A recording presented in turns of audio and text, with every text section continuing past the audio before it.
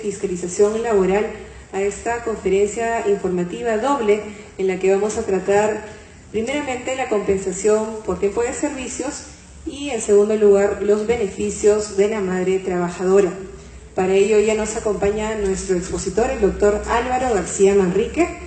El doctor Álvaro García es abogado por la Pontificia Universidad Católica del Perú, magíster en Administración de Empresas, MBA por la Universidad Peruana de Ciencias Aplicadas, máster en Recursos Humanos por la Escuela de Negocios EOI de España y cuenta con más de 12 años de experiencia profesional en relaciones laborales en instituciones privadas y públicas.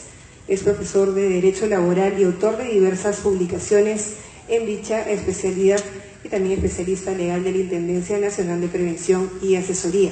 Lo recibimos con un fuerte aplauso.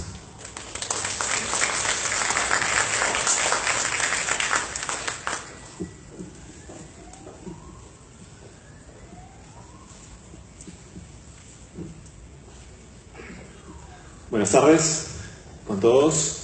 Efectivamente, el día de hoy vamos a tocar dos temas que son bastante coyunturales, ¿de acuerdo? En la primera parte hablaremos sobre la compensación por tiempo de servicios, cuyo depósito ya se está devengando, ¿no? Y el último día para depositar este beneficio es el próximo 15 de mayo. Y el segundo tema, en la segunda parte de la charla, a propósito del Día de las Madres, vamos a tocar el tema derechos laborales de la madre trabajadora. ¿De acuerdo? Esa es la agenda que les proponemos para el día de hoy. La compensación por tiempo de servicios, ¿no? O CTS. A ver, como introducción, ¿qué podemos decir nosotros de la CTS? Hemos escuchado nosotros en los medios, de pronto, en círculos académicos, círculos de investigación, que la CTS cumple la función o el rol de ser un seguro de desempleo. ¿Es así? De hecho, existen o existieron, ¿no?, algunos proyectos normativos que pretendían modificarlo o sustituirlo, ¿no? Sustituir la CTS por un seguro de desempleo. ¿De acuerdo? En realidad son parecidos, pero en realidad no son químicamente iguales, ¿no? Me explico. Un seguro de desempleo como tal, ¿no?, se activa, ¿no?, entrega prestaciones, otorga coberturas en caso de, potencialmente sí, pero no es el único caso. Un trabajador, por ejemplo, que cambia de empleo, ¿no?, migra de un empleo a otro, tiene derecho a acceder a los fondos de CTS de ese primer empleo, sin necesidad de, repito, que esté en una situación de desempleo, porque está migrando a otro empleo. Es decir, la CTS está prevista para proteger al trabajador de las contingencias en caso de desempleo, ¿sí?, como lo hace un seguro de desempleo, pero no se restringe exclusivamente al desempleo como sí lo hace un seguro con esas características, ¿no? Entonces, es bueno tener en cuenta ese concepto. Entonces, si hablamos nosotros de que el seguro de desempleo, ¿no?, imaginémonos en ese caso hipotético, ¿no?, que se sustituya la CTS por un seguro de desempleo, en realidad no lo haría al 100%, ¿no?, porque ese hipotético seguro de desempleo solo se activaría en caso el trabajador quede en situación de desempleo, pero no sería un beneficio exigible por el trabajador cuando migra de un empleo a otro, ¿no? Entonces, cuando se habla de estos beneficios siempre hay que tomar en cuenta esos aspectos, ¿no? Bueno, la CTS, como está pensada, como está diseñada, digamos, el modelo peruano lo que hace es generar una suerte de ahorro forzoso, ¿no? Es un ahorro forzoso. ¿A cargo de quién? A cargo, pues, o sea, financiado por quién? Por el empleador, ¿no?, durante la vigencia del vínculo laboral para proteger al trabajador en caso pierda el empleo, ¿sí? Más o menos así, ¿no? ¿Por qué decimos ahorro forzoso? En realidad estuvo pensado como ahorro forzoso porque, digamos, en estricto es intangible, ¿no? ¿Forzoso por qué? Porque el trabajador no podría liberarlo durante la vigencia del vínculo laboral, mientras está activo, ¿no? Ese sería el escenario ideal, ¿no?, hipotético, porque no es así, ¿no? En los últimos, vamos a decirlo, 20 años se han establecido y ha ido variando, ¿no?, los porcentajes de libre disposición, por ejemplo, que el trabajador puede realizar mientras trabaja, ¿no? Actualmente vamos a ver cómo es el tratamiento, pero en un momento, ¿no?, recordarán los que tienen cierta edad, el trabajador podía liberar el 100% de su CTS mientras trabajaba. Mientras trabajaba podía liberar el 100%. No un exceso de ciertos topes, no el 100%. Les hablo más o menos del 2004, 2003, 2004. ¿Sí? Entonces, ahí claramente la naturaleza del beneficio quedó desvirtuada, ¿no? ¿Por qué? Porque si el beneficio estaba pensado para cubrir un desempleo, ese trabajador que retiró todos sus fondos mientras trabajaba, luego pierde el empleo, ¿qué lo coberturaba? Nada, porque ya había dispuesto de todo, ¿no? De hecho, la CTS también cumple un rol en la economía, ¿no? ¿Por qué? Porque es dinero que capta ¿quién? Las entidades financieras. ¿Y las entidades financieras qué hacen con el dinero que captan? ¿Lo guardan? No, lo mueven, ¿no? Lo mueven. Entonces, y lo mueven para mover la economía, ¿no? Entonces, también cumple un rol social en ese punto, un rol social para el trabajador y un rol directo en la dinamización de la economía, ¿no? A ver, la CTS está regulada por estos beneficios, ¿no? Por estas normas legales, ¿no? El Decreto Supremo 001/97-TR, que es el tubo de la ley de CTS. Ojo, cuando decimos ley de CTS es porque en efecto tiene rango legal. Aun cuando se encuentra en un decreto supremo, estamos hablando de una norma de rango legal. ¿Por qué? Porque lo que hace el decreto supremo únicamente es aprobar el tubo, es decir, aprobar la compilación de los artículos. Pero la ley la norma es una de rango legal, ¿sí? Su reglamento, ven aquí, la ley 29352, que es la que establecía el tema de la intangibilidad, ¿no? De la CTS. Y finalmente la ley 30.334, que es aquella que regula el tema de la disposición durante la vigencia del vínculo laboral, que lo vamos a conversar en unos minutos, ¿no? A ver, la CTS de definición, como ven aquí, ¿no? ¿Cómo está tipificada en la norma? Tiene la calidad de beneficio social de previsión de las contingencias que origina el cese en el trabajo y de promoción del trabajador y su familia. Claramente está pensado como un seguro de desempleo, ¿no? Claramente. ¿Por qué? Habla del cese del trabajador, del eventual cese. Repito, aunque en los hechos, como ya lo he dicho, no cumple exactamente el rol de un seguro de desempleo, ¿no? ¿Qué más? Tiene la calidad de beneficio social, ¿sí? Es decir, hay norma expresa que reconoce, digamos, que su calidad de beneficio social, ¿no? Sobre ese tema hay bastantes puntos, ¿no? Digamos, si se considera beneficio social solamente los beneficios que se encuentran en la ley o todo tipo de beneficio que reciba un trabajador, ¿no? Me explico. En el marco de la relación laboral, el trabajador percibe beneficios que están en la ley, ¿no? CTS, gratificaciones, asignación familiar, utilidades, ¿no? La fuente de esos beneficios es la ley, ¿no? Pero también puede recibir otro tipo de beneficios, ¿no? Beneficios internos en la empresa, ¿no? Beneficios que se dan en la empresa por costumbre o por negociación colectiva con el sindicato, etcétera, ¿no? Cuando hablamos de beneficio social, digamos, hay dos criterios, ¿no? Solamente se incluye aquellos que están en la ley o incluye también a aquellos beneficios que no están en la ley, ¿no? El criterio, digamos, más amplio, ¿no? Es que se entiende por beneficio social todo tipo de beneficios que recibe el trabajador, sea que esté en la ley o sea que tenga otro tipo de fuente, ¿no? La CTS, ojo, miren, eso es importante, ¿no? Se otorga con absoluta prescindencia del motivo del cese. El trabajador puede liberar su fondo de CTS, cualquiera sea el escenario, ¿no? Si ha sido despedido, renunciado. Y si nosotros, digamos, si tuviéramos que diseñar, ¿no?, entre nosotros, ¿no?, un seguro de desempleo, por ejemplo, ¿no?, se me ocurre, ¿no?, el desempleo que proteja un eventual seguro de desempleo, creo yo, sería un desempleo que no ha sido motivado por el trabajador, ¿no? Por ejemplo, el despido, ¿no? El despido arbitrario, por ejemplo. ¿Pierde el trabajador su empleo por voluntad de él? No, sino del empleador, ¿no? ¿Ustedes creen que un seguro de desempleo podría activarse por renuncia del trabajador? Yo creería que no. Eso no es desempleo para efectos de un seguro de desempleo. ¿Por qué? Porque es el trabajador el que ha provocado esa situación al renunciar. ¿Se dan cuenta, no? En cambio, en la CTS, el trabajador libera sus fondos, sea que haya renunciado, despedido, se haya jubilado, cualquiera haya sido la razón por la cual se extingue la relación laboral, ¿no? Entonces esa podría ser otra diferencia con un eventual seguro de desempleo, ¿no? Repito, un seguro de desempleo en teoría no se activa por ceses provocados por el trabajador, por la voluntad del trabajador, sino sería una suerte de, digamos, incentivar, ¿no?, vamos a decirlo así, el descanso de los trabajadores, ¿no?, el descanso pagado a los trabajadores, ¿no? Y creo que eso no cumple, eso no cubriría las expectativas de un seguro, ¿no? A ver, ¿quiénes tienen derecho a CTS? Primero, es bueno saber lo que los trabajadores que tienen derecho a CTS son aquellos que laboran por lo menos 4 horas al día. ¿Qué quiere decir esto? Que los trabajadores part-time, ¿no?, los de medio tiempo, no tienen derecho a CTS, ¿de acuerdo? Y según la ley peruana, son trabajadores part-time aquellos que laboran menos de 4 horas al día.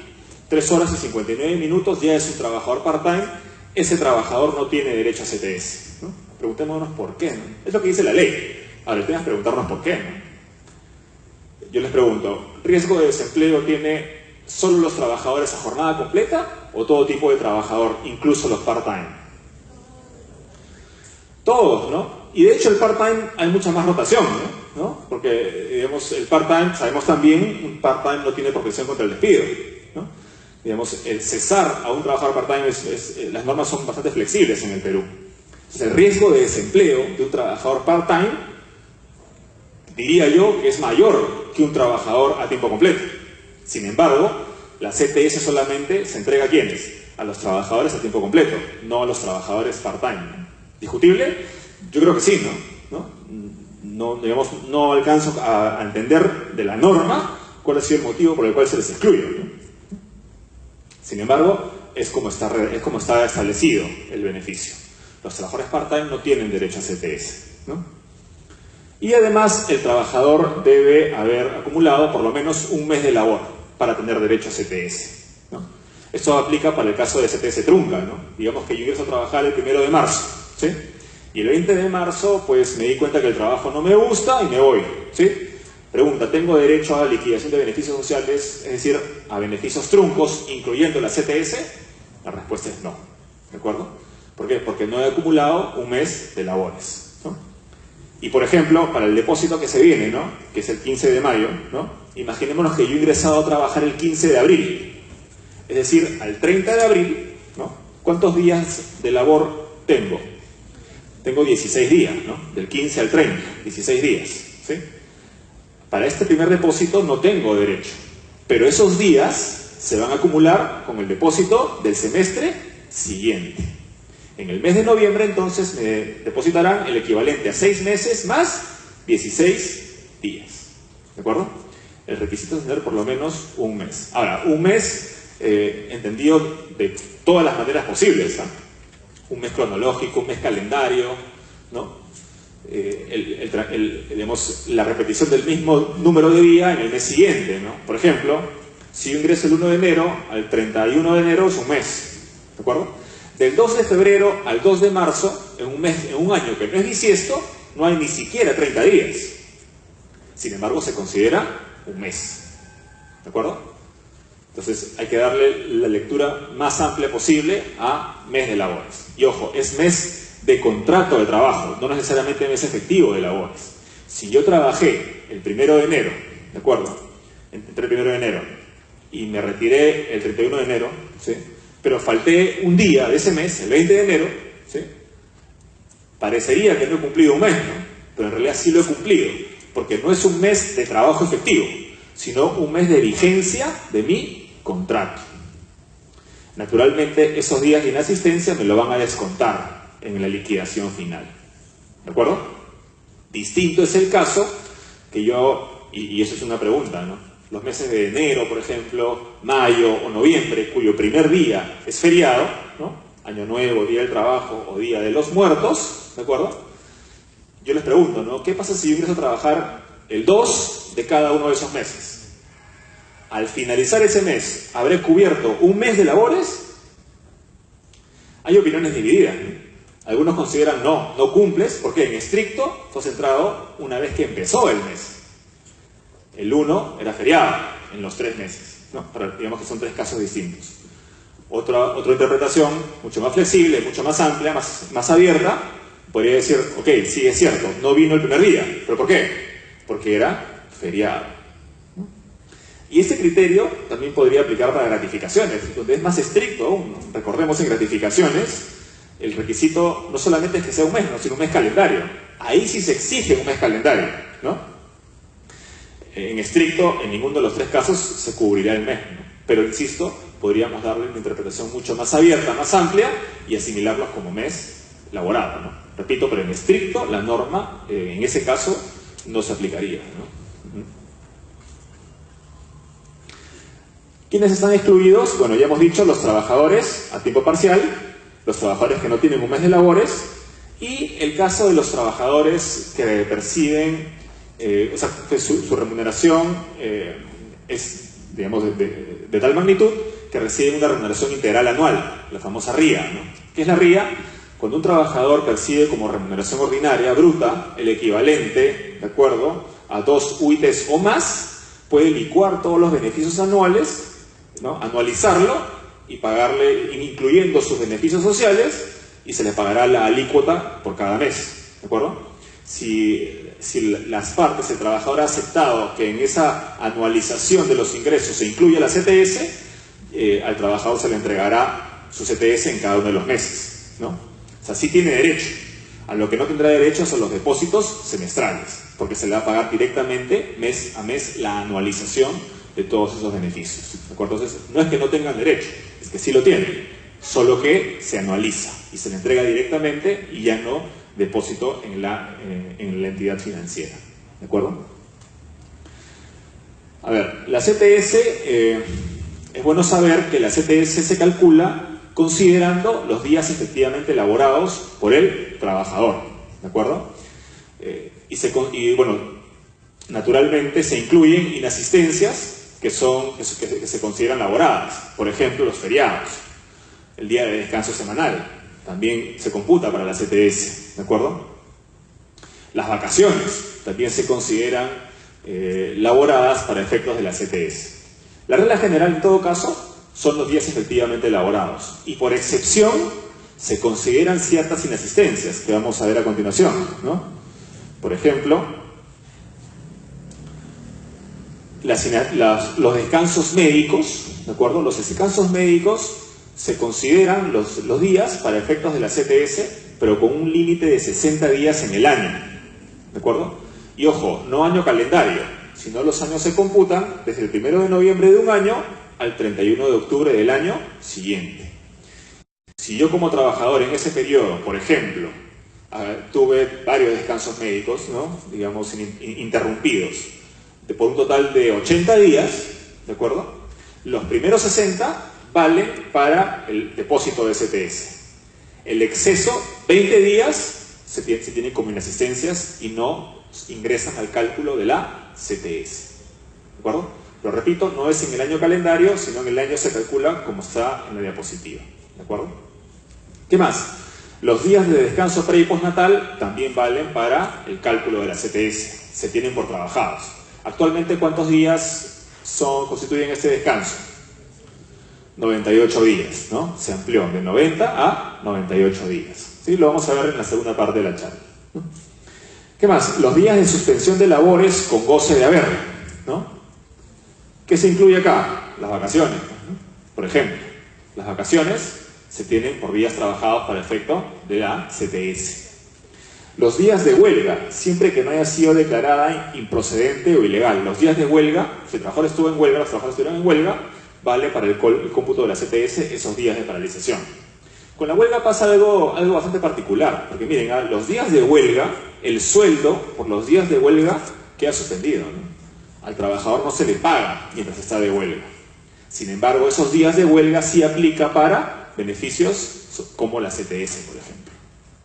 Siempre que la huelga sea procedente o legal, ¿no? Si la huelga es improcedente o ilegal, no se paga ni el sueldo ni tampoco la CTS, ¿de acuerdo?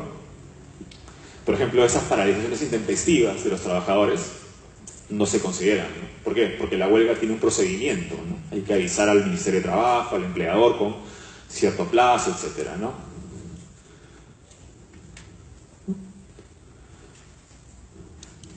¿Cuándo se deben realizar los depósitos de CTS? ¿De acuerdo? Se tiene que realizar en la quincena de mayo o en la quincena de noviembre. Ojo, es en la quincena, no es el 15, ¿de acuerdo? Sino cualquier día de la quincena. Si el empleador deposita el 3 de mayo, por ejemplo, o el 3 de noviembre, es legal, ¿de acuerdo? El plazo es los 15 días, los primeros 15 días de cada uno de estos 2 meses. Si el último día, el 15, es inhábil, ¿no?, corre el primer día hábil siguiente, ¿de acuerdo? Por ejemplo, si el 15, ¿para qué se entiende por día inhábil, no? Podemos remitirnos a muchas normas, ¿no? Se entiende por día inhábil, de pronto, por ejemplo, los sábados se consideran inhábiles, ¿no?, para efectos de depósito de CTS, ¿no? Y podría ser discutible, ¿no?, porque los sábados atienden los bancos, por ejemplo, ¿sí?, ¿no reciben pagos? Sí, ¿no? Sin embargo, se entiende que no es hábil el día y corre el día lunes, ¿de acuerdo? Y se ha dado el caso, ¿no? Aquí decimos, ¿no?, los pagos deben efectuarse dentro de los 15 primeros días del mes de mayo o noviembre, según corresponda. Si el último día es inhábil, corre al primer día hábil siguiente, como máximo, ¿de acuerdo? A ver, si el empleador efectúa un depósito parcial de la CTS, tiene la obligación de reintegrar el monto restante, además del pago de los intereses, ¿no? ¿Qué pasa si el empleador, si el empleador se demoró un día, si depositó el día 16, ¿de acuerdo?, o depositó de manera diminuta, ¿no?, hizo un mal cálculo, ¿de acuerdo? Hay que completar la diferencia, ¿no? En cualquiera de los dos casos hay que pagar intereses, ¿no? ¿Qué tipo de interés se calcula para la CTS? Para la mora en el depósito de la CTS, ¿no? ¿Cuál creen que es el interés que se toma? ¿Y cuál? ¿El promedio? ¿Desea? ¿Cuál sería? En realidad, la norma lo que dice es se tiene que reintegrar los intereses que hubiera generado, o sea, la ganancia, el interés es la ganancia, ¿no?, la ganancia por el depósito, ¿no?, por el uso, es lo que me paga el banco por usar mi dinero, eso es un interés, ¿no? Lo que dice la norma es se tienen que pagar los intereses que hubiera generado el depósito oportuno o el depósito íntegro, ¿no? Entonces quiere decir que la tasa de interés no es única, ¿no?, no es uniforme, sino dependerá de la entidad financiera donde está el depósito del trabajador, ¿no? Para 2 trabajadores cuyo CTS está en 2 bancos distintos, BCP e Interbank, por ejemplo, ¿de acuerdo?, el interés que tenga que reintegrar la empresa no necesariamente va a ser el mismo, ¿no? Dependerá de cada una de las entidades financieras, porque la norma dice que son los intereses que hubiera generado el depósito, y esos no son otros que los intereses de ese banco, ¿no? ¿Qué tipo de remuneración consideramos para el pago de la CTS? ¿De acuerdo? Tenemos que considerar la remuneración vigente al 30 de abril para el depósito de mayo y la vigente al 31 de octubre para el depósito de noviembre, ¿de acuerdo? Ahora, ¿qué tipo de ingresos? ¿Qué tipo de ingresos son aquellos que se consideran para la CTS? Eso es bueno saberlo, ¿no? ¿Por qué? Porque la norma de CTS es una norma que en materia de remuneración computable aplica no solamente para sí misma, sino para todos los beneficios sociales, ¿de acuerdo? Si nosotros vamos a la ley de CTS, ahí se encuentran tipificados cuáles son los ingresos que no se consideran remunerativos y consecuentemente no ingresan al cálculo de la CTS. Por ejemplo, la movilidad, ¿no? La movilidad que se le da a los trabajadores, ¿no? La movilidad que se entrega, por ejemplo, para que vayan de su casa al trabajo, de trabajo a su casa, esa movilidad no es remunerativa y no ingresa al cálculo de la CTS. ¿Qué más? La escolaridad. La escolaridad que se le da a los trabajadores, por ejemplo, ¿no?, que es un beneficio unilateral, ¿sí?, porque en el régimen privado no hay obligación de pagar escolaridad, ¿sí?, esa asignación tampoco es remunerativa, ¿no?, y no va al cálculo de la CTS, ¿no? ¿Qué más? Las condiciones de trabajo, ¿no? Los viáticos, evidentemente, porque no es remuneración, no constituye remuneración, ¿no? ¿Qué más? Las utilidades voluntarias, ¿no? Si le entregamos a los trabajadores utilidades, sean las legales o sea voluntarias, tampoco se considera remuneración, ¿de acuerdo? ¿La remuneración en especie ingresa al cálculo de la CTS, sí o no? Sí, ¿no? Sí. Por ejemplo, si al trabajador le damos alimentación en especie, quiere decir el plato de comida, ¿de acuerdo? El valor de ese plato de comida ingresa al cálculo de la CTS, porque es remuneración en especie, hay que valorizarlo, ¿de acuerdo? La asignación familiar, por ejemplo, ¿no? Que actualmente asciende a ¿cuánto? 93 soles, ¿no? ¿Es base de cálculo para la CTS? Sí, porque es remuneración, ¿de acuerdo? Otro ingreso, otro concepto que ingresa al cálculo de la CTS son las gratificaciones de fiestas patrias y de Navidad, ¿de acuerdo? A razón de un sexto de lo que percibe el trabajador por cada una de esas gratificaciones y en el semestre que se cruza, ¿no? Por ejemplo, para esa CTS de mayo, tomamos un sexto de ¿qué gratificación? La de Navidad del año pasado. Y para el depósito de noviembre, tomamos la gratificación del mes de julio, bueno, próximo, ¿no? ¿De acuerdo? La norma también se ha puesto en el escenario de las remuneraciones anuales, porque hay empresas que pagan bonos anuales, por ejemplo, bonos anuales remunerativos, digamos, ¿sí? ¿Qué es lo que establece la norma? Los bonos anuales, las remuneraciones anuales, también ingresan al cálculo de la CTS, a razón no de un sexto, sino de un doceavo, ¿de acuerdo? Pero solamente en el semestre que se cruza. Por ejemplo, si todos los años la empresa en el mes de marzo paga, además de las utilidades, unos bonos, por ejemplo, bonos remunerativos, ¿de acuerdo? Ese bono ingresará ¿en qué depósito? En el mes de mayo, ¿sí? Ingresa la remuneración computable, no a razón de un sexto, sino de un doceavo, ¿de acuerdo? ¿Sí? Es bueno, yo les invito a que tomen nota, ¿no? La norma que tipifica los conceptos no remunerativos es el artículo 19 del tubo de la ley de CTS, ¿de acuerdo? Que como hemos dicho, es el decreto supremo 001-97-TR, ¿de acuerdo?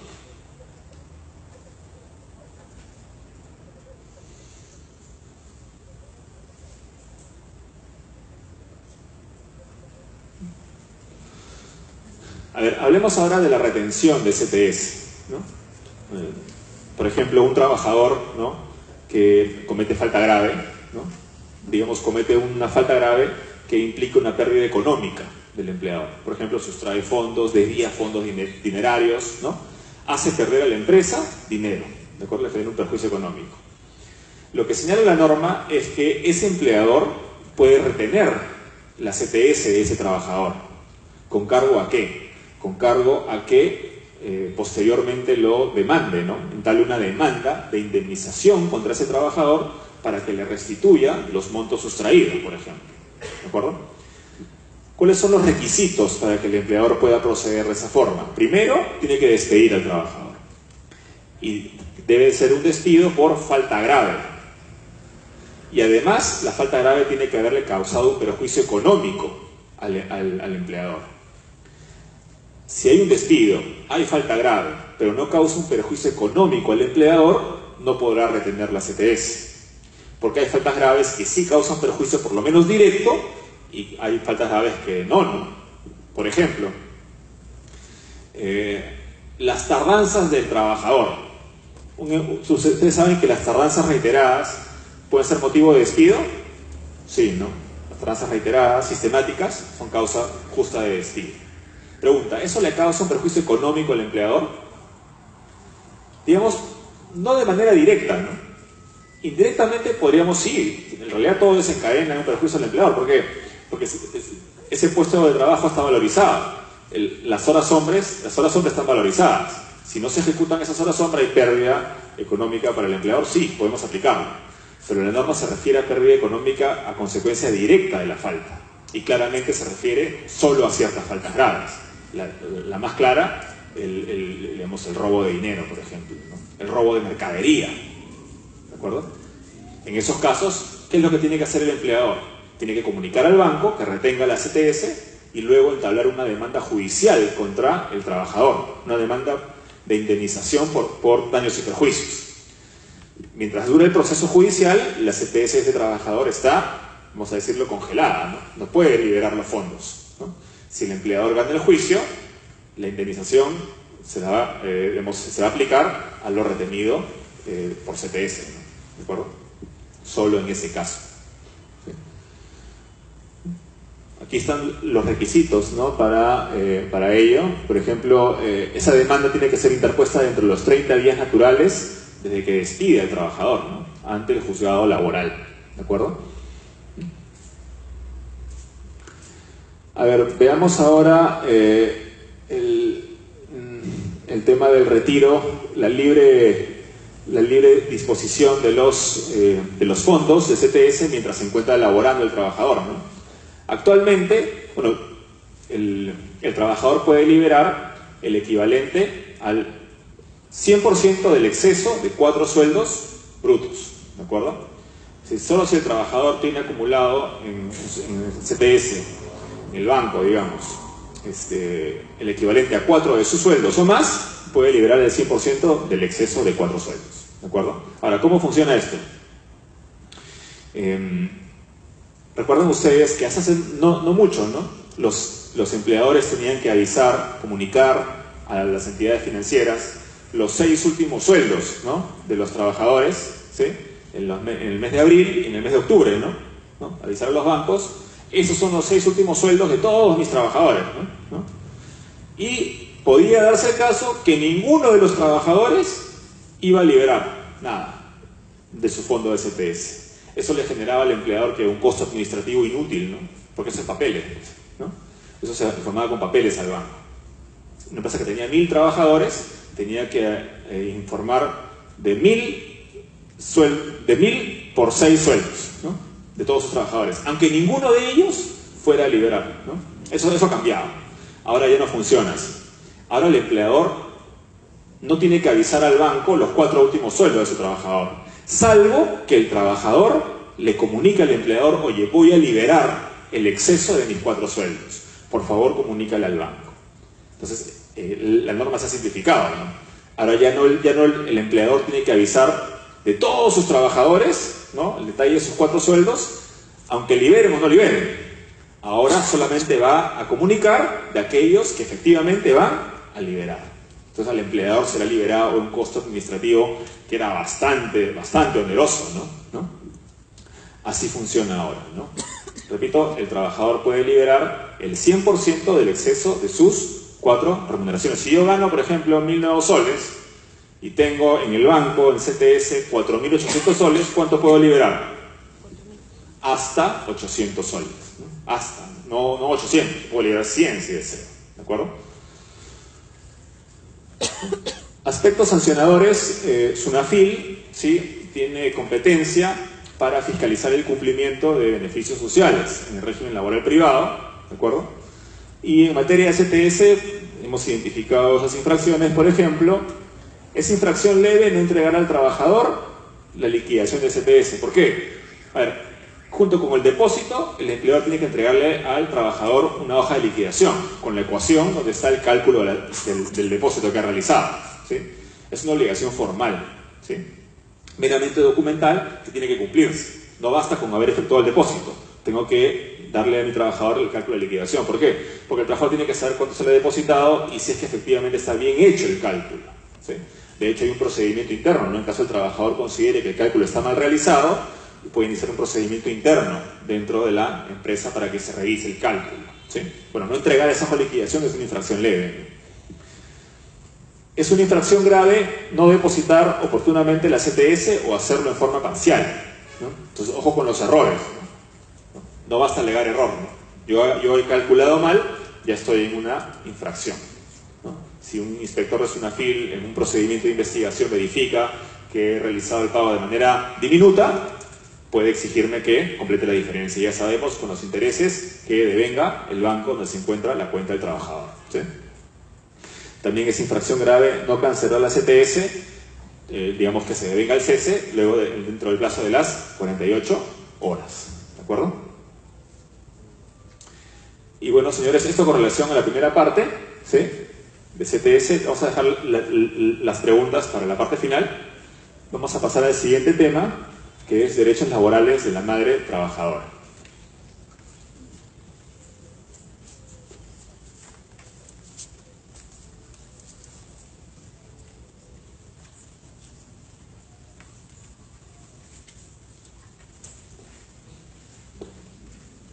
Ok, señores, a propósito de la próxima celebración del Día de la Madre, hemos querido tocar este tema sobre derechos laborales de la madre trabajadora y les proponemos la siguiente agenda. Vamos a conversar sobre el descanso pre y postnatal, el permiso de lactancia, la implementación de lactarios, protección contra el despido y protección contra la violencia familiar, una novedad, ¿de acuerdo? Una norma que ha recogido algunos derechos laborales para las personas que sufren de violencia familiar y violencia en cualquier escenario en realidad, ¿no? Vamos a tocarlo porque, digamos, pueden darse caso, de hecho es muy común, ¿no? Lamentablemente la violencia contra la mujer, ¿no? Y eso incluye también la violencia contra la madre, ¿de acuerdo? Entonces vamos a incluirlo en este tema, ¿no? Primero, a ver, el descanso pre y postnatal, ¿qué hay que saber sobre este descanso que ha sido ampliado? ¿Sí? Eran 90 días y actualmente es de 98 días, ¿no? Se divide en 49 días de descanso prenatal y 49 días de descanso postnatal, ¿de acuerdo? Estos 98 días, ¿de acuerdo?, según las normas de seguridad social, son subsidiados, es decir, la trabajadora percibe sus ingresos, pero no percibe remuneración, sino percibe el subsidio que le otorga la seguridad social, o sea, de salud, ¿de acuerdo? Ahora, hay que distinguir el descanso por maternidad del pago o subsidio por maternidad. Es distinto y exige requisitos distintos. El descanso por maternidad le corresponde a la trabajadora por el solo hecho de estar gestando, ¿de acuerdo? Haya ingresado a trabajar un día antes, ¿de acuerdo?, de que iba a salir de descanso pre y postnatal, igualmente le corresponde el descanso. El subsidio, o sea, el pago por esos días, ¿de acuerdo?, solamente le corresponderá si es que la trabajadora estuvo afiliada al seguro al tiempo en que concibió al hijo, al niño. ¿Me explico? Imaginémonos que una trabajadora sale embarazada, queda embarazada en el mes de marzo, ¿sí? Y en ese momento no estaba trabajando, ¿de acuerdo? Estaba buscando empleo. Recién consigue un empleo y empieza a trabajar en el mes de junio o julio, vamos a decirlo, julio, ¿de acuerdo? Pregunta, ¿a esa trabajadora le va a corresponder el descanso por maternidad? Sí. ¿Le va a corresponder el subsidio por maternidad? No. Porque cuando salió embarazada, cuando quedó embarazada, no estaba afiliada al seguro. Entonces hay que distinguir descanso por maternidad de subsidio por maternidad. En el ejemplo propuesto, la trabajadora tiene derecho al descanso. De hecho, siempre tiene derecho al descanso. El derecho al subsidio está sujeto a otros requisitos, como el que acabo de comentar, ¿de acuerdo? Ahora bien, el descanso prenatal puede ser acumulado al descanso postnatal, ¿sí? Total o parcialmente. Es decir, los 49 días prenatal pueden ser acumulados al descanso postnatal. Claro está, no basta con la voluntad o el deseo de la trabajadora de acumularlo, sino tiene que haber un respaldo médico. ¿Por qué? Porque si decimos nosotros que la trabajadora va a acumular el total de sus 49 días prenatal, quiere decir que la trabajadora va a laborar hasta un día antes del parto. Y eso puede poner en riesgo su salud y la salud del futuro nacido. ¿De acuerdo? Entonces, ¿qué exige la ley en ese caso? Para que tú puedas acumular el descanso prenatal al postnatal, en todo o en parte, tiene que haber opinión médica favorable. Si no hay esa opinión médica favorable, simplemente no se acumula. ¿De acuerdo? La decisión de acumularlo tiene que ser avisado al empleador por lo menos con 2 meses de anticipación. ¿De acuerdo? A ver, ¿qué más hay que saber? Este descanso postnatal, digamos 49 días, ¿sí?, puede ser ampliado por 30 días naturales adicionales. ¿En qué casos? En caso de nacimiento múltiple o en caso de nacimiento de hijos con discapacidad. En cualquiera de los dos casos, la trabajadora tendrá 98 días más 30. ¿Y qué pasa, por ejemplo, si una trabajadora da a luz mellizos, ¿de acuerdo?, y los dos mellizos tienen problemas de discapacidad? ¿Ustedes creen que se acumula 30 días por ser nacimiento múltiple y 30 días más por problemas de discapacidad? La respuesta es no. Se superpone uno al otro. Solamente se amplía por una vez 30 días. Y ojo, no es 30 días más por el segundo y 30 días más por el tercer niño, no. Digamos, si una madre da trillizos, ¿de acuerdo? Solo se amplía 30 días, no 60. ¿De acuerdo?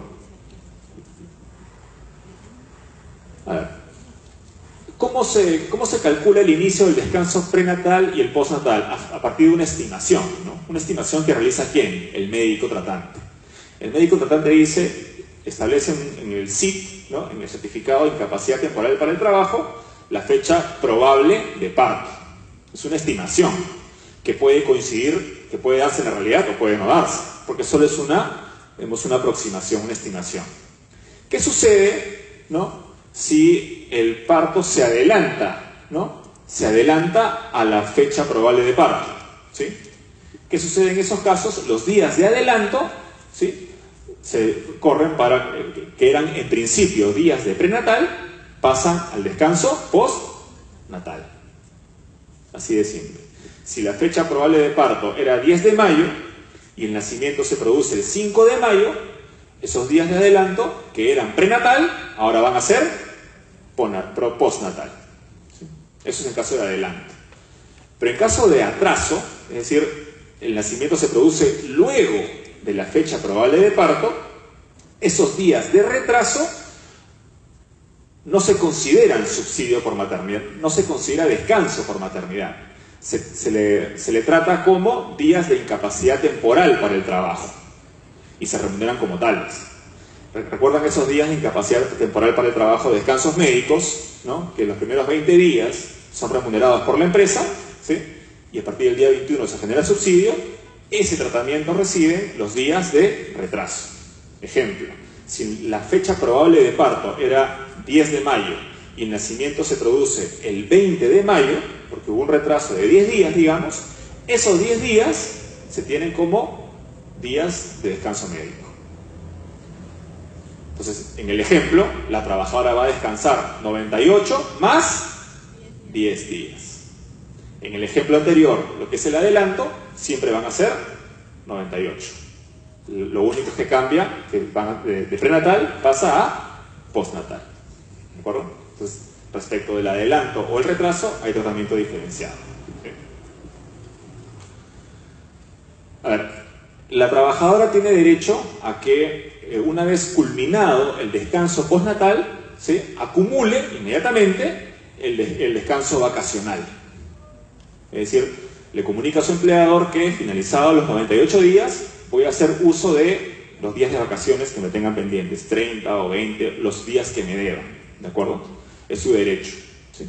Entonces aquí nos preguntamos, ¿es una comunicación o es una solicitud la que realiza la trabajadora? Es una comunicación, es una notificación. No está sujeto a aceptación por parte de la empresa, ¿sí? La empresa solamente se tiene por notificada. Ese pedido, en realidad no es un pedido, ¿no? Es una comunicación, ¿de acuerdo? Naturalmente, tiene que referirse a vacaciones exigibles, es decir, vacaciones cuyo derecho ya gané, es decir, vacaciones pendientes de entrega. Distinto es que pida adelanto de vacaciones.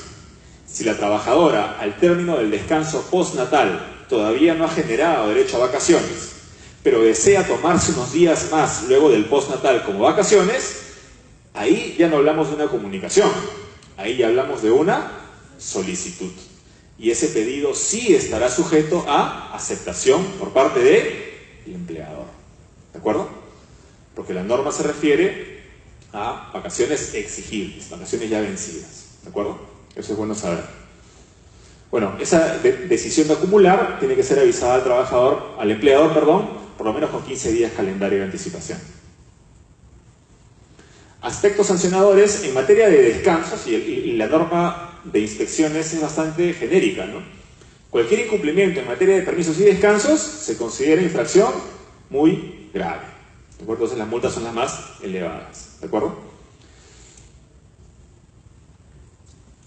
Con relación al permiso, el segundo derecho que les había propuesto conversar es el permiso u hora de lactancia, ¿no? Cuya base legal es la ley 27240, ¿no? ¿En qué consiste este derecho? Que la madre trabajadora tiene derecho a 1 hora diaria de lactancia, ¿no? Hasta que el hijo cumpla 1 año de edad, ¿de acuerdo? Este derecho también se entrega por el solo hecho de que la madre tiene un hijo de edad menor a 1 año. Si una madre ingresa a trabajar, ¿de acuerdo? El día de hoy, cuando su hijo ya tiene, por ejemplo, 3 meses de nacido, ¿sí? El nuevo empleador tendrá que concederle la hora de lactancia por los 9 meses restantes hasta que el niño cumple 1 año. Aun cuando la trabajadora no laboraba para esa empresa, ni cuando concibió al niño, ni cuando nació, ni hizo uso del descanso postnatal con esa empresa. ¿De acuerdo? Este derecho existe solo por el hecho de que la trabajadora tiene un hijo menor de 1 año. ¿De acuerdo? ¿Y para qué está destinado este derecho? Para que la madre dé lactar. ¿De acuerdo? Y ojo, este derecho se ejerce aun cuando no se destine ese tiempo para ese fin, ¿no? ¿Cómo se aplica en la realidad este permiso de lactancia? La trabajadora puede ingresar a laborar 1 hora antes, 1 hora después, o se retira 1 hora antes. Puede ser fraccionado en 2 tiempos iguales, ¿de acuerdo? Media hora y media hora, ¿de acuerdo? Repito, y este derecho le corresponde aun cuando la trabajadora utilice ese tiempo para otros fines, ¿de acuerdo? No tiene que probar que efectivamente está dando de lactar al hijo. ¿De acuerdo? La hora se considera efectivamente elaborada para todo efecto legal, ¿de acuerdo? Incluyendo la remuneración correspondiente. Yo les pregunto, este es un caso que les doy, a ver. La norma dice que la hora de lactancia se tiene que ser remunerada siempre, ¿no? Se considera remunerada para todo efecto legal. Yo les pregunto, si la trabajadora falta un día, ¿sí? ¿Le pagamos por ese día 1 hora?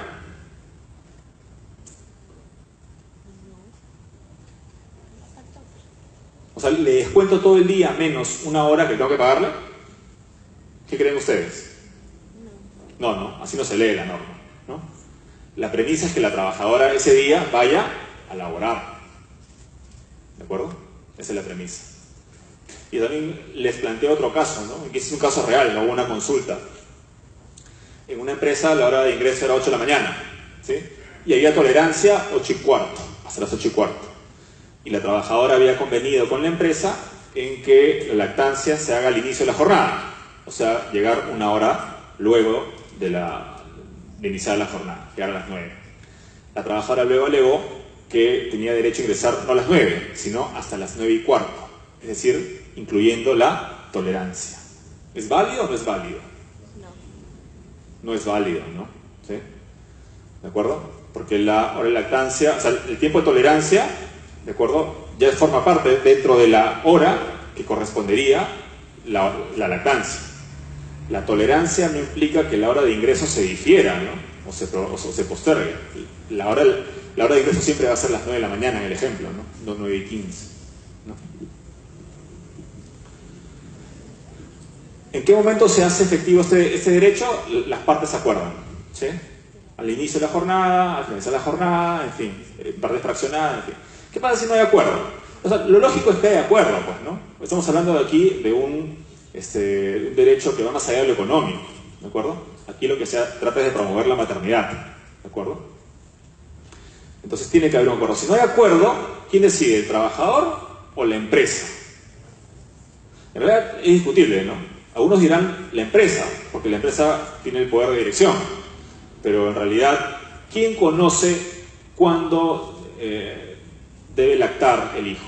¿La empresa o la madre? La madre, ¿no? Creería yo que en última instancia tiene que ser la madre, ¿no? Pero, insisto, lo lógico es que haya acuerdo acá, porque hablamos de un derecho bastante importante que promueve la maternidad, ¿sí? El derecho no puede ser compensado ni sustituido por otro, ¿no? Hicieron una consulta una vez, una empresa decía, yo voy a convenir con la trabajadora en que no tenga hora de lactancia, ¿sí? Pero esa hora que hubiera sido de lactancia le voy a pagar con una sobretasa del 200%. O sea, por esa hora le pago 3 horas. ¿Es válido o no es válido? No es válido. La norma señala que el derecho no puede ser cambiado por otro, aunque sea mejor. ¿De acuerdo? Entonces, ahí hay un derecho, hay un acto irregular, ¿no? Se está renunciando a un derecho, ¿sí? Lo que sí se podría hacer es, si la empresa quiere darle un mayor beneficio a la trabajadora, tendrá que concederle la hora de lactancia y por esa hora pagarle un valor adicional, en fin, ¿no? Las normas laborales son mínimos, no son pisos que pueden ser mejorados, nunca disminuidos. ¿De acuerdo? ¿Se puede ampliar la hora de lactancia? O sea, que sea más de una hora, sí. ¿En qué supuestos? En caso de nacimiento múltiple, ¿no? Más o menos sigue la línea del descanso por maternidad. Digamos, una madre que ha dado a luz 2 hijos, ¿no? Simultáneamente, tendrá derecho a 2 horas de lactancia. ¿De acuerdo? No se amplía en caso de niños con discapacidad, solo en caso de nacimiento múltiple. Nuevamente, las infracciones, los incumplimientos relacionados a esta hora de lactancia se consideran también infracción muy grave, ¿de acuerdo? Entonces las multas son las más elevadas. El tercer derecho que les iba a comentar era la implementación de lactarios, ¿no? Cuya base legal es la Ley 29.896 y su reglamento. Esta obligación existía para las entidades públicas, ¿no? Con esta ley fue empleada a las entidades privadas, que empleen por lo menos a 20 trabajadoras en edad fértil. Y ojo, la obligación se configura por el solo hecho de emplear a 20 mujeres en edad fértil. Se considera en edad fértil las mujeres entre los 15 y los 49 años de edad, según el reglamento. Ahora bien, si una empresa, por ejemplo, tiene a 20 trabajadoras, digamos de 45 años de edad, que ya son madres, tienen hijos grandes y no tienen intención de volver a ser madres, ¿eh? Igualmente hay obligación de implementar el lactario, ¿de acuerdo? La obligación se configura por el solo hecho de emplear mujeres en edad fértil, con prescindencia de si son fértiles. Es más, si yo tengo como empleador 20 mujeres en edad fértil, pero todas ellas no son fértiles, igualmente hay obligación de implementar el lactario, ¿sí? Claro, podríamos decir que la norma es imperfecta, y de hecho, si revisamos la ley y el reglamento, es una norma que tiene muchas imperfecciones, muchísimas, como la que les acabo de indicar, por ejemplo. No se ha colocado en muchos supuestos. La norma tiene que ser mejorada, y de hecho tengo entendido que hay un proyecto para modificarla y mejorarla, ¿de acuerdo? Entonces la obligación se configura solo por el hecho de tener trabajadoras en edad fértil, 20 trabajadoras por lo menos, ¿sí? Si la empresa tiene menos de 20 trabajadores, es voluntario, ¿de acuerdo? Voluntario para el trabajador. Ojo, el lactario es un ambiente que está diseñado para la extracción de la leche, no para dar de lactar, ¿de acuerdo? Está pensado para la extracción y la conservación. De hecho, entre los requisitos que debe tener un lactario está la de tener un refrigerador, en fin, un congelador, para que la leche extraída pueda ser conservada, ¿no? Mientras la trabajadora labora, y cuando se retira a su trabajo, se lleva el recipiente, ¿de acuerdo? Entonces, esto nos lleva a que existe una hora de lactario distinta de la hora de lactancia. La hora de lactario también es una hora parecida. Entonces, una trabajadora que tiene un hijo menor de 1 año, que lacta, ¿de acuerdo? Tiene derecho a 2 horas.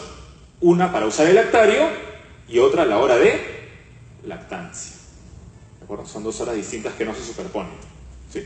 Ambas son remuneradas, ¿de acuerdo? Como decimos aquí, la hora del uso de lactarios es independiente del tiempo previsto para la lactancia materna, ¿no?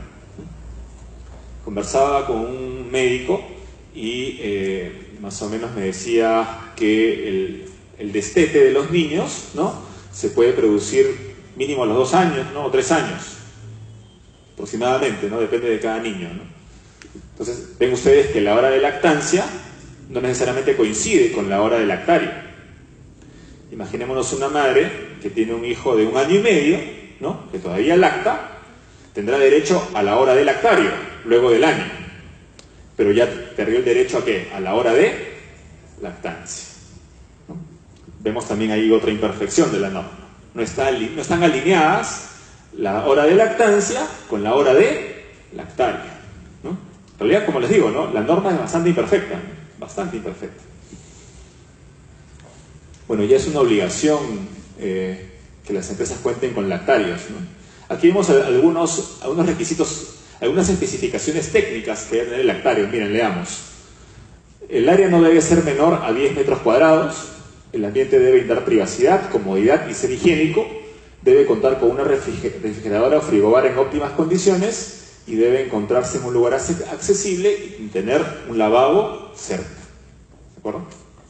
A ver, casos prácticos. La empresa debe tener por lo menos 20 trabajadoras en edad fértil, ¿no? Si una empresa tiene 19 trabajadoras en edad fértil al día de hoy, ¿tiene obligación de implementar un lactario? No, todavía no. Pero ustedes saben que el número de trabajadores en una empresa es volátil, ¿no? Y hay sectores mucho más, donde hay más rotación que en otros. La empresa, acto seguido, al mes siguiente, tiene 21 trabajadoras en edad fértil. Pregunta, ¿ya está en la obligación? Sí, debe implementar un lactario. Pero esa empresa que tenía 19 y luego 21 trabajadoras, a los 2 meses, por la alta volatilidad, tiene ahora 19 trabajadoras en edad fértil. Pregunta, ¿puede desactivar ese lactario? Porque ya no está en la obligación. El tema es muy discutible, ¿no? Yo creería que no. ¿Por qué? Porque puede volver a tener más de 20 trabajadoras. Y de hecho ya lo tuvo en algún momento. Tan es así que tuvo que implementar el lactario. Además, de hecho, el costo operativo de activar y desactivar un lactario no creo que sea óptimo para la empresa. O sea, por más que quieran maximizar ese espacio, el costo, ¿no?, de ambientar o cambiar un lactario por un almacén o lo que fuere, debe ser bastante elevado, ¿no? Sin embargo, la norma no se ha situado en ese escenario, ¿no? Por ejemplo, en la norma de utilidades, ¿no? Conocen el tema de la participación de las utilidades, ¿no? Están obligadas a repartir utilidades las empresas que tengan más de 20 trabajadores. Y la norma dice que se obtiene el promedio anual, ¿no? Divido todos los trabajadores de todos los meses y si es mayor a 20, reparto utilidades. La norma de lactario no dice eso. No dice que se haga un promedio anual, que se divide entre los meses del año, no. Basta que tengas 20 y estás en la obligación.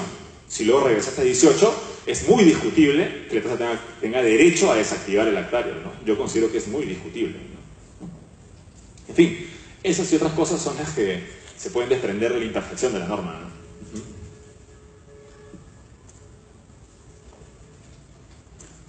Aspectos sancionadores. La implementación del lactario es una obligación ya de las empresas privadas, como digo, y su incumplimiento, en caso no se implemente un lactario, se considera una infracción grave, ¿de acuerdo? La multa más alta puede llegar a 22.50 UIT, ¿de acuerdo?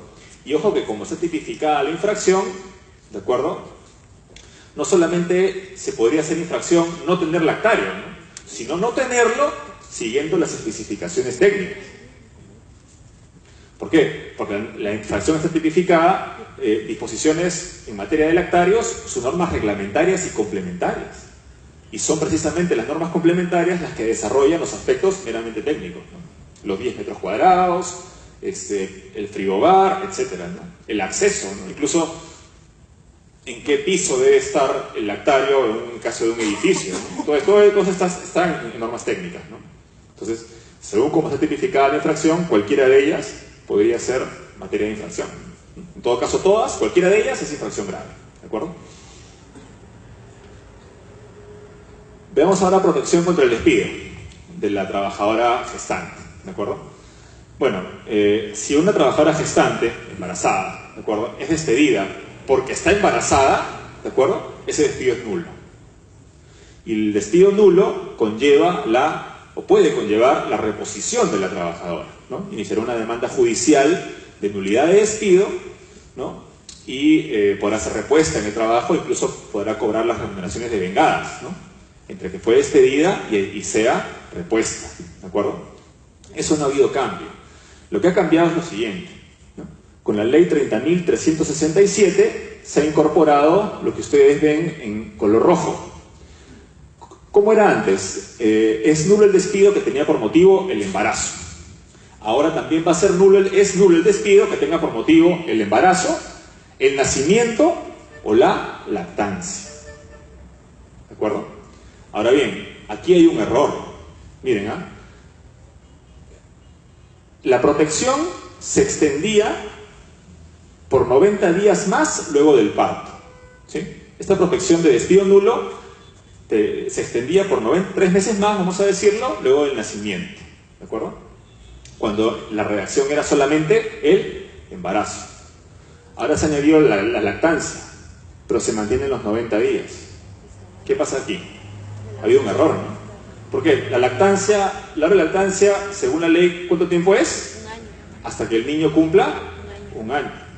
Parece que se olvidaron, ¿no?, de adecuar 90 días a la norma sobre hora de lactancia.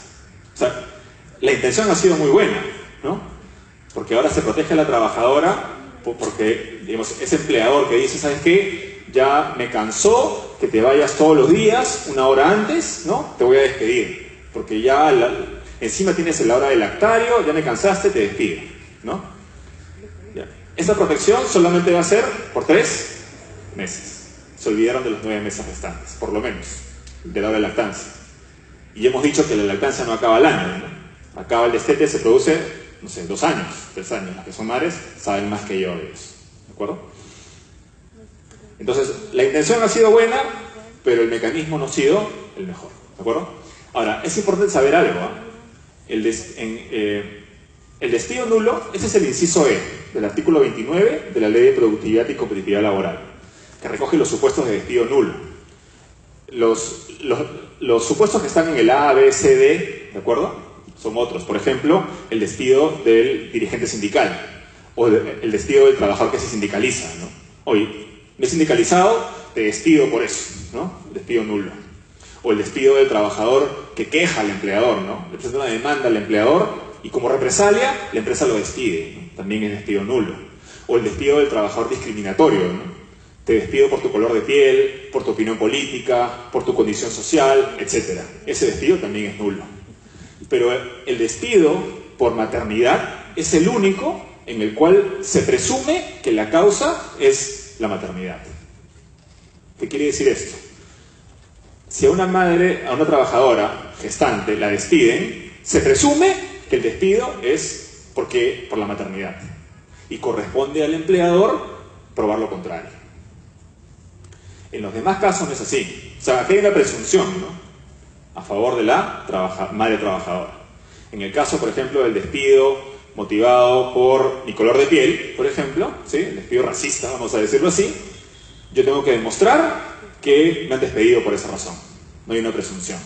O sea, la protección en materia de despido es bastante fuerte. Con la imperfección que les acabo de decir, ¿sí?, sin perjuicio de ello, es una protección bastante, digamos, importante.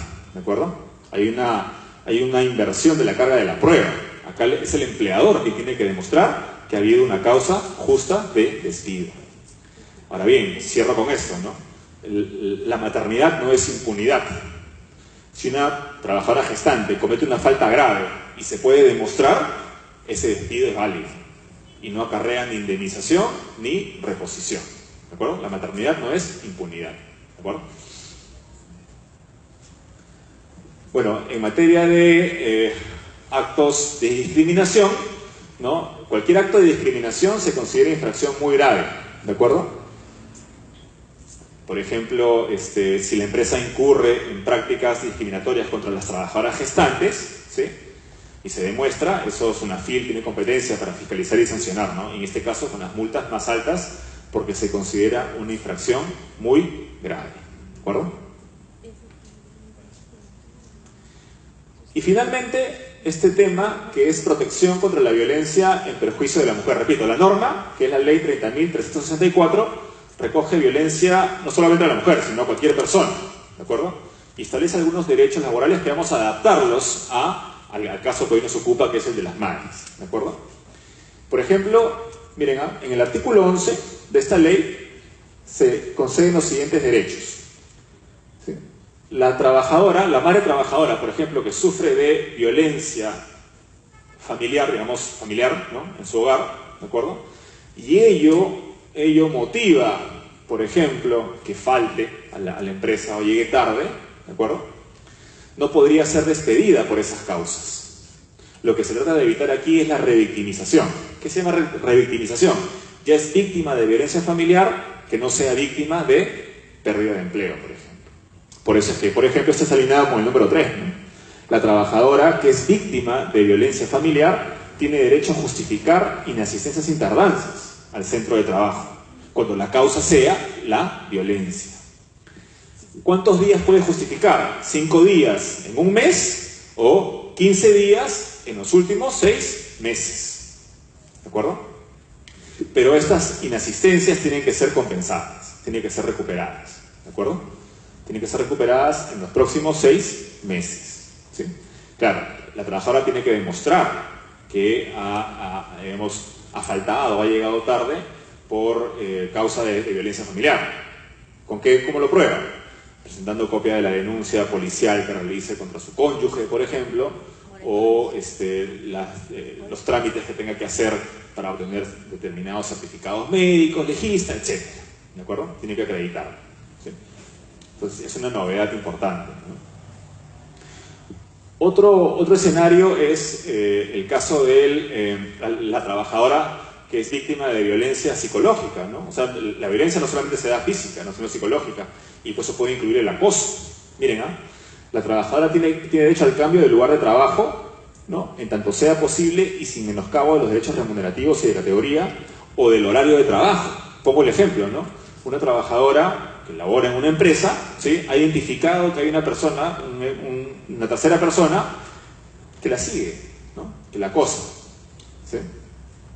Puede pedir al empleador que le cambien el horario. Oye, a las 6 de la tarde hay una persona que siempre está ahí y me molesta y me ataca, me ofende, digamos, tiene muestras de violencia contra mi persona, ¿de acuerdo? Le pide al empleador, tiene derecho a pedirle al empleador que cambie su hora de salida, por ejemplo. O incluso, si la violencia corresponde o proviene de un compañero de trabajo, ¿de acuerdo? Tiene derecho, o sea, ese pedido es obligatorio, tiene que ser atendido de manera obligatoria. ¿Y cómo? Cambiándola de sitio de trabajo, por ejemplo, o rotándola a otras funciones para alejarla del presunto victimario, ¿no? Claro, eso es una suerte de medida cautelar, ¿no? ¿Por qué? Porque sabemos nosotros que si el acoso laboral en el sitio de trabajo cuando es demostrado, es falta grave. Ese trabajador, por ejemplo, que acosa a una compañera de trabajo, ¿no? Mientras haya las investigaciones, se pide la rotación. Una vez que se demuestra, ¿no?, en las investigaciones internas que hubo acoso, ese trabajador tiene que ser despedido. De hecho, si no es despedido o si la empresa no toma medidas para evitar o, digamos, cesar, que cesen los actos de acoso, la empresa puede ser sancionada por SUNAFIL. Y la sanción puede ser muy elevada porque se considera una infracción muy grave. ¿De acuerdo? Entonces, este cambio de rotación funcional o geográfica aplica como una suerte de medida cautelar, ¿no? Temporal, mientras se comprueba el escenario de violencia y, de ser el caso, es despedido el trabajador, ¿no? Y finalmente, la trabajadora tiene derecho a 5 meses consecutivos de suspensión de la relación laboral sin pago de remuneración. Imaginémonos un caso de violencia extrema que motiva que la trabajadora tenga que ausentarse del país, pues, por ejemplo, ¿no?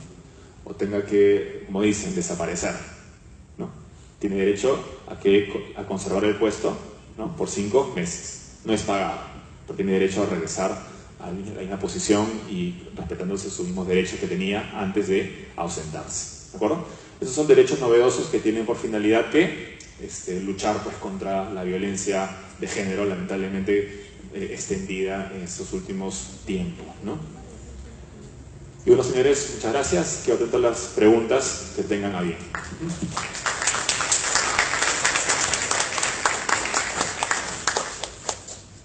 Por favor, alzan las manos si desean hacer alguna pregunta.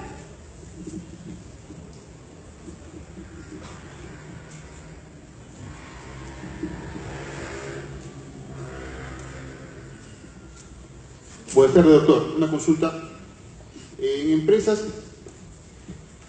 que por motivo de obras tienen en otros departamentos obras en desarrollo ¿también se contarían la cantidad de personas para lo que son lactarios, las 20, o solamente lo que son oficina, digamos, Lima, que es su sede principal? Ah, ok. Ahí la norma puede darse de dos lecturas, ¿no? Porque la norma dice empresas que emplean 20 más trabajadoras en edad fértil, y eso nos habla de planilla única. O sea, 20 personas que trabajan para esa empresa, con prescindencia del número de trabajadores que hay en una o en otro centro de trabajo, ¿no? Yo les pongo el caso, imaginemos que una empresa tiene 30 trabajadoras en edad fértil, ¿sí? Tiene 2 centros de trabajo. En uno hay 20 trabajadoras, 20 mujeres fértiles o en edad fértil, y en el otro hay 10 trabajadoras en edad fértil. La pregunta que siempre se hace es, ¿dónde tengo que implementar lactarios? ¿En el de 20 o en los 2? O sea, la norma no es muy clara. Yo permitiría interpretar que tiene que ser en los 2. ¿Por qué? En el de 20 está claro, porque hay 20 mujeres ahí en edad fértil. En el otro, si bien es cierto, solamente hay 10 trabajadoras en edad fértil, hablamos de un mismo empleador, ¿no? Y además tenemos que prever que esas 20 trabajadoras en edad fértil, todas o algunas de ellas, por sus funciones, tengan que ir al otro centro de trabajo en algún momento, como parte de sus funciones. Entonces, en algún momento pueden estar en ese otro centro de trabajo. Repito, lo que estoy haciendo en este momento es interpretar la norma, porque esa es una de las tantas debilidades o vacíos que tiene la norma, ¿no? A la pregunta, tiene que ser en los 2 centros de trabajo. Doctor, buenas tardes. Una consulta. ¿Qué pasa si un empleador, digamos, se entera de que tiene una trabajadora que está embarazada y pongamos, por ejemplo, que va en el 4.º mes de embarazo y en el 4.º mes su contrato termina de la trabajadora y el empleador decide no renovar? O sea, no la está despidiendo, sino que ya no le renueva. ¿Es válido eso o no? Correcto. Esa es la pregunta del millón, ¿no? Es nulo el despido de la trabajadora gestante, ¿no? La no renovación de un contrato, ¿no? Parece despido, ¿no? Parece, como dicen, ¿no? Si me permiten el término, ¿no? Tiene cola, 4 patas y dice wow, pero no es perro, ¿no? Porque la ley ha distinguido el despido de la no renovación del contrato. Entonces, ¿cómo respondo yo a esa pregunta? Si el contrato temporal es válido y no está desnaturalizado, ¿de acuerdo? El empleador no está en la obligación de renovar el contrato. ¿Por qué? Porque hay un derecho constitucional que es la libertad de contratación. Nadie puede ser obligado a contratar contra su voluntad. Pero si el contrato temporal se ha desnaturalizado, quiere decir que ya no es un contrato temporal, sino pasó a ser un contrato a plazo indeterminado. Y si es un contrato a plazo indeterminado, esa fecha de vencimiento del contrato se tiene por no puesta. Entonces, cuando le dicen a la trabajadora en ese escenario, hoy vence tu contrato, mañana ya no vengas, están en los hechos incurriendo en un despido, ¿no? Porque se están valiendo de una fecha de vencimiento que no existe. Solo en ese caso hablaremos de un escenario de despido, ya no nulo, ¿no? Sino se puede decir que es despido incausado. O podrá ser nulo si se demuestra que es por razón de la maternidad, ¿no? Buenas noches. Tengo 2 casos. Uno, una trabajadora terminaba su licencia de maternidad y de pronto a los 10 días antes había presentado una carta diciendo que estaba renunciando por motivos personales, especial por el cuidado de su bebé, y que se iba a dedicar a ella, y por eso que ni bien termina el periodo de lactancia, de maternidad, ella prescindía de sus servicios, ¿no? Y prácticamente renunciaba. ¿Cómo lo tomaría esto, ¿no? El Ministerio de Trabajo, en el control que hace la SUNAFIL, se le hizo el cese al pedido, ¿no? Que ya hizo. Bueno, es un caso. Y otro, teníamos una trabajadora con licencia sin goce de haber. Pidió licencia todo un año. Después de un año ha vuelto otra vez y ya tiene un mes de servicio. Entonces, la pregunta es, en el cálculo de la CTS, ¿le corresponde el sexto de gratificación del mes de julio? Porque en julio ella sacó su gratificación por el tiempo de servicio que tuvo en el primer periodo. Terminó en marzo de 2017 y sacó una proporcional para la ratificación de julio del 2017. Pero para este año, el cálculo de la última gratificación recibida, que fue para ella el julio de 2017, ¿le corresponde el sexto de ratificación sobre esa ratificación recibida o ya no? Ok. Con relación a la primera pregunta, ¿de acuerdo? Si la trabajadora es quien está renunciando voluntariamente, ¿de acuerdo? Aún cuando está de descanso por maternidad, ahí no hay ninguna infracción, ¿no? Por parte de la empresa, porque es ella la que voluntariamente está renunciando, ¿no?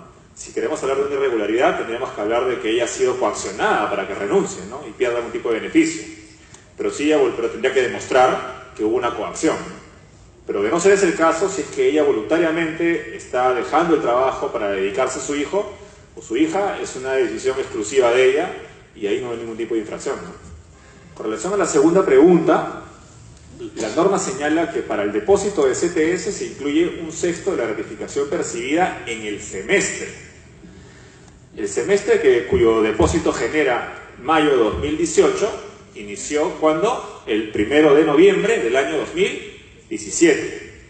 Ahí tenemos que preguntarnos cuál fue la última gratificación que percibió la trabajadora. ¿La de diciembre de 2017 o la de julio de 2017? En el ejemplo, julio de 2017. No está comprendida en el semestre. Entonces, no ingresa un sexto de esa gratificación. Esa gratificación pudo utilizarse en el depósito de noviembre del año pasado, pero como estaba de licencia sin goce, no deben ponerlo. Buenas noches. Mi consulta es referente a lo que es la hora de lactancia, y lactario también se podría decir, y lo que es la implementación. En el caso de la hora de lactancia, por ejemplo, si trabajan de lunes a sábado, lunes a viernes trabajan de 8 a 5:30, tienen su hora, pero los sábados trabajan de 9 a 1:15, ¿también es una hora completa? Esa es la pregunta de mi jefe prácticamente. Ahora, el lactario es lo mismo, ¿no? Es una hora diario, normal, lunes a viernes, pero el sábado que trabajan 4 horas sería 1 hora de lactancia, más 1 hora de lactario son 2 horas. Esas son preguntas que tengo sobre eso de lactancia. Y la otra son las preguntas prácticamente, ¿no? En el caso de nosotros trabajamos en 3 locales que no son nuestros, trabajamos para otra empresa, ¿no? Entonces en una sede tenemos algo de 50 mujeres en edad fértil, en otra tenemos algo de 15 y en otra son 20. Pero los locales no son nuestros, pero las empresas tienen su lactario. Nosotros podemos hacer uso con un convenio de esos lactarios porque no son nuestros locales y no nos dan más espacio. Correcto. En relación a lo último, sí es posible, ¿no? O sea, la norma deja abierta la posibilidad, en todo caso no lo prohíbe, ¿no? Y por un tema de economía, se llama economía de recursos, sí pueden usarlo compartido, no hay ningún problema. Y la primera pregunta se me fue con relación...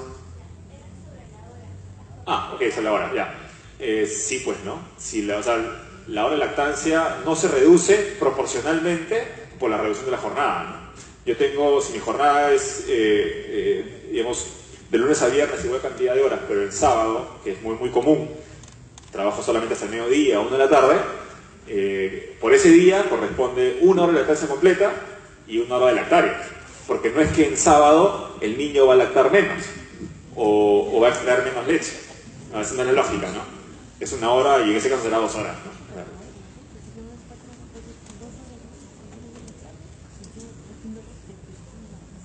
Bueno, muchas gracias.